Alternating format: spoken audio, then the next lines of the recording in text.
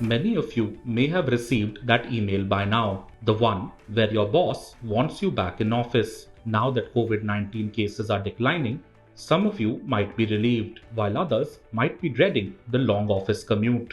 Either way, it's inevitable that companies get back to some semblance of pre-COVID normalcy. Let us dive into the details of how India Inc. is handling the back to office drill. Companies across sectors are now opening up their offices. However, there is a clear divide. On one hand, there are those who want all their employees to work from office, while on the other, IT companies and startups are leading another group that is opting for a hybrid workplace model. Globally, Google has asked its employees to return to office from April 4 for 3 days a week, though in India, it is still on a voluntary basis. I think one thing is for sure that hybrid workplace is taking over.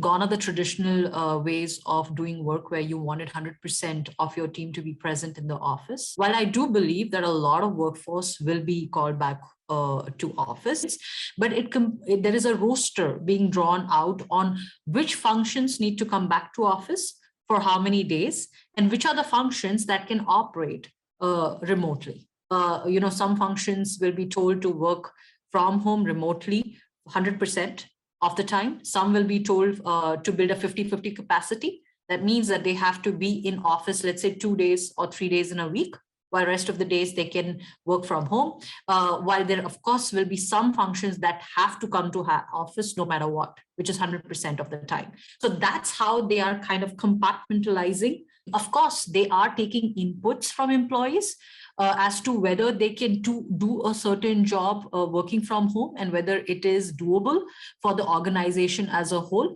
But the yardstick or the measurement is on the basis of both the people equally discussing it out. And I won't say all of them want to work from home, Krishna. There are a subset of people who do want to work from home. And if organizations do believe that it's a valid ask and it works for the firm, they do take it under consideration and figure out under what model does it fall. Does it fall under 100% remote, 50% remote, or 100% physical? IT services sector companies are encouraging senior managers and leaders to attend office in person for 3 to 4 days a week. To start with, take the case of Bengaluru headquartered Infosys, which said that though over 96% of its workforce is operating remotely, the company is looking to gradually increase the number of people coming back to office over the next 3 to 4 months. A senior Infosys executive said that the future of work will be hybrid. It will be a mix of employees coming in daily, some working fully remote, and the rest using a mix of both modes. He added the company expects a hybrid model in which approximately 40 to 50% of employees are likely to work from office on any given day. Tata Consultancy Services had earlier announced the 25-25 model.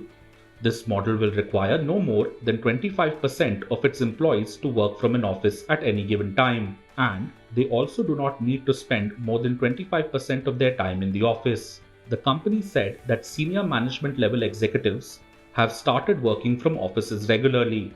Once the employees are back in office, the transition to the hybrid model will start. At the other end of the spectrum are the new age startups, which want to change the way people work. In November 2021, Swiggy introduced its Future of Work policy.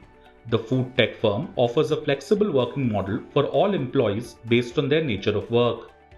Unlike the IT sector, some industries are aiming to get back to office with full or high capacity.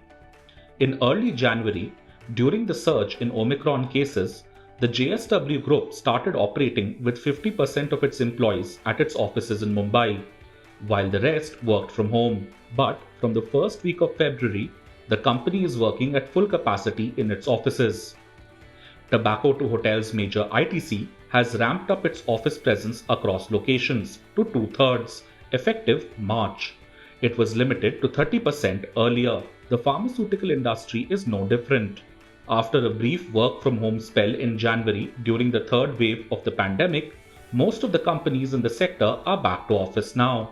Jayesh Desai, executive director at Torrent Group, which has a presence in power and pharmaceuticals, said that since June last year, the company had started asking its employees to return to office while maintaining the usual safety precautions. The country's largest drug maker, Sun Pharmaceuticals, has also asked its employees to report back to office. A company spokesperson said that only those employees who are COVID positive or have a family member who is infected are allowed to work from home. The auto sector is also focusing on getting people back to office at least a few days in a week.